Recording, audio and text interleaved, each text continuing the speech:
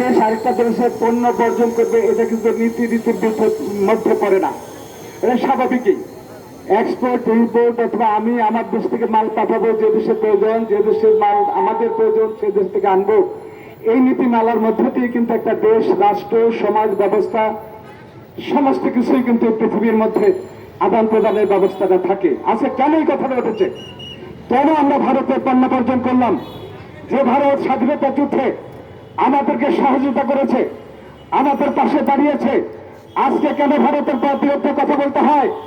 আমরা নরেন্দ্র মোদীকে বলতে চাই, আমি শেখ হাসিনাকে বলতে চাই, ভারতের বিরুদ্ধে আমাদের কোনো বক্তব্য নয়, ভারতের অন্য দলের বিরুদ্ধে আমাদের কোনো বক্তব্য নয়, ভারতের সর্বসাধারণের বিরুদ্ধে কোনো বক্তব্য নয়। বক্তব্য উঠেছে যখনই নির্বাচন আসে, দেশে গণতন্ত্রের প্রশ্ন আসে, দেশে গণতন্ত্রের মধ্য দিয়ে যখন আমরা একটা স্বাধীন সার্বভৌমতার মধ্য দিয়ে রাষ্ট্র ব্যবস্থা কায়েম করে একটা নিরপেক্ষ সরকার গঠন করতে চাই, তখনই আমরা দেখি এখানে ভারতের একটি দল, সাম্প্রদায়িক দল, ভারতের সাম্প্রদায়িক দল বিজেপি বিভিন্নভাবে বাংলাদেশের সরকারের সাথে আন্দোলন করে বাংলাদেশের গণতন্ত্রকে হত্যা করছেন। বাংলাদেশের বিভিন্নভাবে বিভিন্ন জায়গায় তারা বিভিন্ন প্রকল্পে লিপ্ত হচ্ছেন। আজকে বর্ডারগুলোর অবস্থা কি? যে ভারত আমাদের স্বাধীনতার যুদ্ধ অগ্রসর করেছেন, বর্ডারেও কিন্তু কত নীতিমালা থাকে।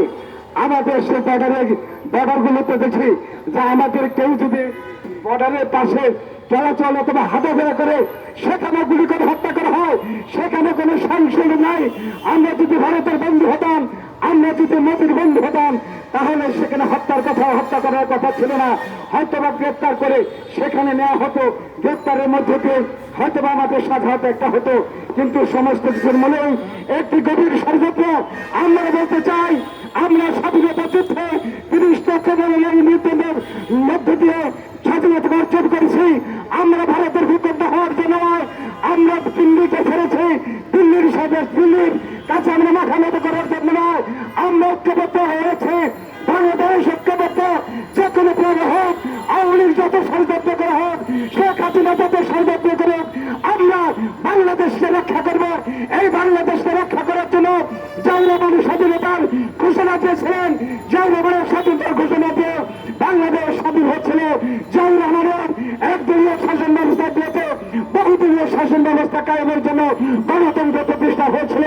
আজকে আমাদের ঐক্যবদ্ধ হতে হবে, নিরপেক্ষ সরকারের মধ্যে এই শেখ হাসিনা থাকবে, নিরপেক্ষ সরকার হবে না। আজকে শেখ হাসিনার বিরুদ্ধে দুর্বার আন্দোলন করে তারেক রহমানের নেতৃত্বে গত 7 তারিখের নির্বাচনে বাংলাদেশের মানুষ ভোট বর্জন করে এই স্বৈরাচারী সরকারকে প্রত্যাখ্যান করেছেন। আগামী দিন আন্দোলন সংগ্রাম করে জনগণের পক্ষ থেকে নিরপেক্ষ তত্ত্বাবধায়ক সরকার থেকে আমরা নির্বাচন করব, এদেশে গণতন্ত্রকে প্রতিষ্ঠিত করব। বেগম খালেদা জিয়াকে আমরা মুক্ত বিহাসী বর্জন নয়, একটা কিছু বার্তা এক জায়গায় এই আওয়ামী লীগকে বর্জন করলে সমস্ত কিছু ফেসলা হয়ে যাবে। আর শেখ হাসিনাকে বর্জন করলে গণতন্ত্র প্রতিষ্ঠা হবে। শেখ হাসিনাকে বর্জন করলে দেশি বিদেশি যত রকম ষড়যন্ত্র হত্যা করো, কোন ষড়যন্ত্র করে বাংলাদেশের গণতন্ত্রকে নস্যাৎ করতে পারবে না।